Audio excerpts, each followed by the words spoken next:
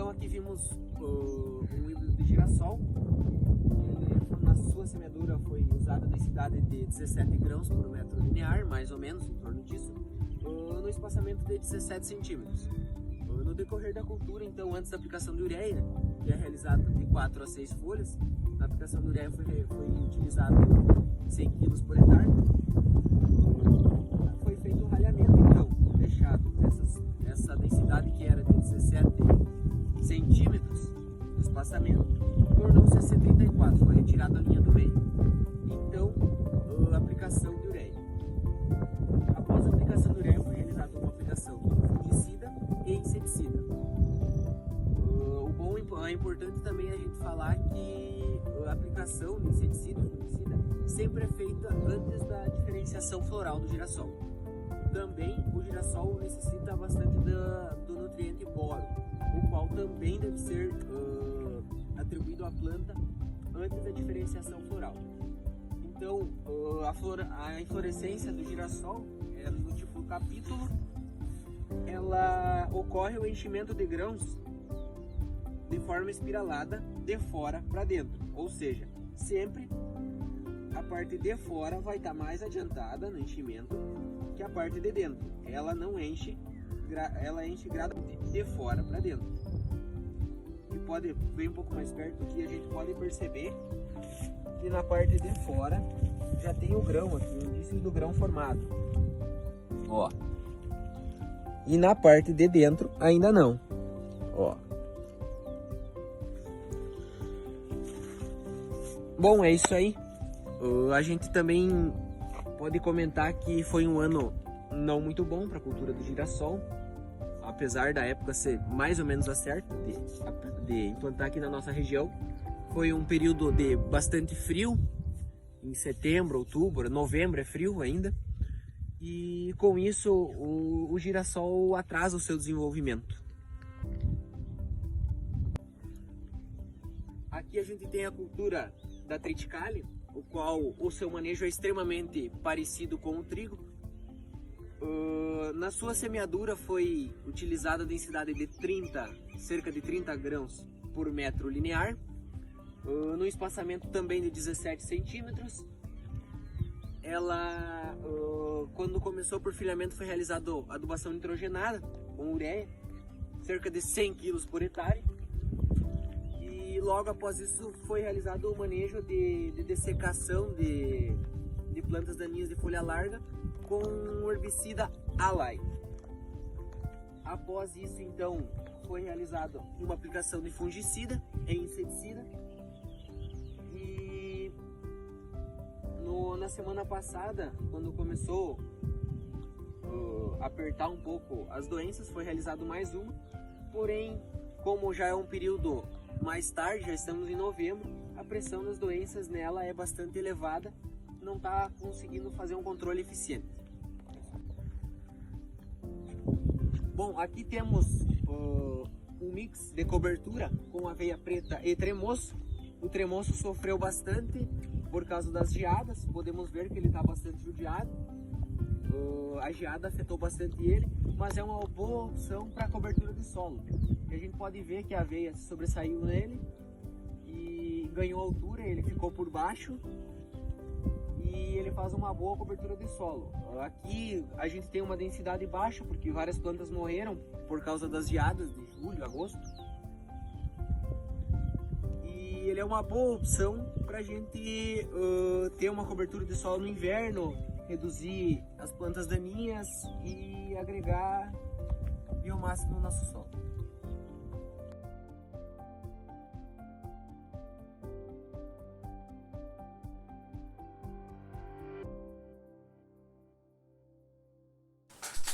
Meu nome é Natan, eu sou acadêmico do curso de agronomia da Unijuí e eu vou falar um pouco do posicionamento de inseticidas em algumas culturas. Os insetos pragas, eles podem estar presentes durante todo o ciclo das culturas, desde o estabelecimento até o enchimento de grãos. Cada espécie tem um modo de ação e danifica a planta de uma maneira. O clima ele é um fator muito decisivo para cada classe desses insetos. o desenvolvimento e a reprodução deles variam de acordo com a condição climática. E cada manejo de controle ele tem que estar sendo observado o clima para não perder e gerar prejuízo também com o desperdício de insumos. Bom, então dentre essas culturas nós temos o girassol, que o interesse agrícola dele é a extração de óleo. Ele é considerado um dos óleos de melhor qualidade e também ele é utilidade para ração para gado, alimento para pássaros e ornamentação. Assim como nas demais culturas, o girassol ele sofre bastante com o ataque de pragas, principalmente por lagartas desfolhadoras e percevejos, as quais atacam e danificam o capítulo e os aquênios. O controle de forma efetiva é recomendado a identificação, monitoramento, que é um dos fatores decisivos para a gente conseguir observar a incidência dessas pragas. Um fator que auxilia bastante no controle dessas pragas é que as mesmas pragas elas são parasitas de outras culturas, assim facilitando, pois a gente já tem o conhecimento de muitas delas. Na fase inicial da cultura, os insetos praga mais importantes são o percevejo castanho, a lagarta da rosca, algumas larvas de besouros como a vaquinha e o besouro do capítulo. No estabelecimento, então, após isso, até a floração, os maiores danos são causados por lagartas desfolhadoras como a falsa medideira, lagarta da soja, lagarta do algodão e também a vaquinha, ela segue infestando o girassol. Na fase de frutificação, os percevejos e os besouros do capítulo, elas são as pragas mais importantes. É bom destacar também que o controle é mais difícil durante a floração, pois há dificuldade de entrada de máquinas por causa do porte alto das plantas e deve ser evitado o uso de inseticidas químicos prejudiciais aos polinizadores, né? Especialmente as abelhas e os inimigos naturais, a qual afetam principalmente a produção do girassol. Um dos inseticidas registrados para a cultura de girassol que é mais eficiente é o Thiamethoxam com a cialotrina, que ela pega os principais alvos, como a lagarta do girassol, a vaquinha, o percevejo marrom, o percevejo verde e o verde pequeno. Ou seja, pega a maioria dos insetos que afetam a cultura do girassol. Vamos falar também sobre a mandioca, que é um dos alimentos energéticos mais importantes mundialmente, tem como característica uma rápida adaptação e o que possibilita que a mesma seja cultivada em todos os estados brasileiros. Por ela apresentar características de ciclo bianual, ela é suscetível a uma diversidade de pragas. A principal delas é o mandarová, que trata-se de uma praga que apresenta um alto consumo foliar, podendo reduzir o rendimento e causar a morte de plantas jovens. Outra praga importante é o percevejo da renda. Este se caracteriza por ser um inseto sugador que tem maior ocorrência no início da estação seca. Esses danos ao sistema causam queda de folhas inferiores, e a severidade depende de condições como a cultivar utilizada, a idade da planta e a severidade dos ataques. Outras pragas como os ácaros, formigas e cupins podem causar danos à cultura. Esse exemplo aí da imagem é o dano do ácaro. Dentre os inseticidas registrados para a cultura da mandioca, os mais eficientes são a alfa-supermetrina mais teflubenzuron para o controle do mandarová, para o controle da mosca branca o acetamiprid e para o controle do ácaro vermelho e a mosca branca o lufenuron mais o profenofos. É bom destacar também que, por ser uma cultura que pode ser consumida in natura, é essencial que se respeite o período de carência de cada produto e cada intervalo de aplicação, e realizar as aplicações dos inseticidas somente quando for necessário para a cultura, não esbanjar eles. A batata inglesa ela ocupa o posto da hortaliça mais importante no nosso país. Aproximadamente 150 mil hectares delas são cultivadas, com uma produção de 3,5 milhões de toneladas. Há evidências que grande parte da batata cultivada no Brasil, no sul do Brasil, especialmente na safra de outono, ela não necessita de aplicação sistemática de inseticidas na parte aérea. A tomada de decisão para o uso de inseticidas é sempre administrada pelo monitoramento da lavoura. Quando se constata uma praga, é realizado o manejo.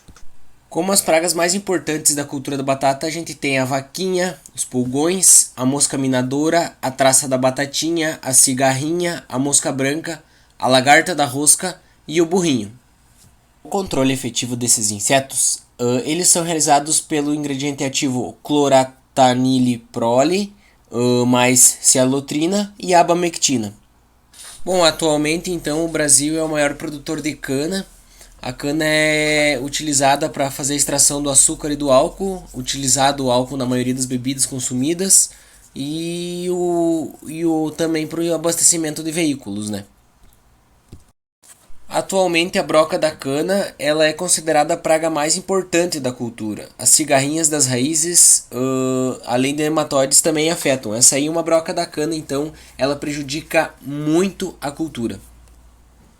A broca da cana ela causa prejuízos diretos ao colmo. Ela abre galerias e provoca perda de peso na cana e também morte de gemas que leva a falha na germinação das mesmas.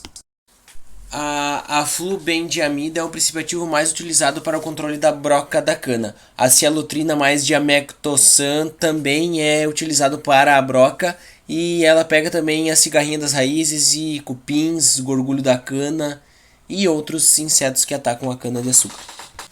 Bom, a canola, então, sua utilização se dá principalmente para a produção de óleo vegetal, além do biodiesel. O farelo resultante da extração do óleo é utilizado para a formulação de rações para alimentação animal. O controle de pragas na canola é bastante complicado, pois as flores elas têm coloração amarela e elas são bastante atrativas por insetos polinizadores. Portanto, a gente deve evitar a entrada com inseticidas no período de floração. Isso prejudica a produção da canola porque não ocorre a fecundação. Uma das principais pragas que ataca a cultura é a traça das crucíferas. Ela causa um alto potencial de desfolha e causa perda de produtividade. Os pulgões também atacam a canola, mas o problema é bastante complicado porque não existem muitos produtos registrados, quase nenhum, no Ministério da Agricultura para essa praga. Os de fungo entomopatogênico, inimigos naturais e insetos predadores é uma alternativa para esse controle. Porém, causa bastante mão de obra para a instalação desses nos cultivos. A vaquinha, o percevejo marrom e a lagarta falsa medideira, o percevejo verde, a lagarta da rosca, a mosca branca, além de algumas lagartas do gênero Helicoverpa, elas podem ser encontradas na lavoura, mas com menor escala. Os princípios ativos mais utilizados para o controle são da cialotrina para a vaquinha e o teflubenzuron para a traça das crucíferas. As demais pragas não possuem nenhum produto registrado no Ministério da Agricultura para uso em canola. A linhaça, então, ela é uma cultura bastante difundida aqui na nossa região noroeste do Rio Grande do Sul. O destino dela é a indústria, podendo ser utilizada na alimentação humana e na produção de secantes de tintas, corantes e vernizes. Uma série de pragas afetam a cultura da linhaça. Em sua maior parte, são pragas que afetam outras culturas agrícolas, o que facilita o manejo porque a gente já conhece as pragas.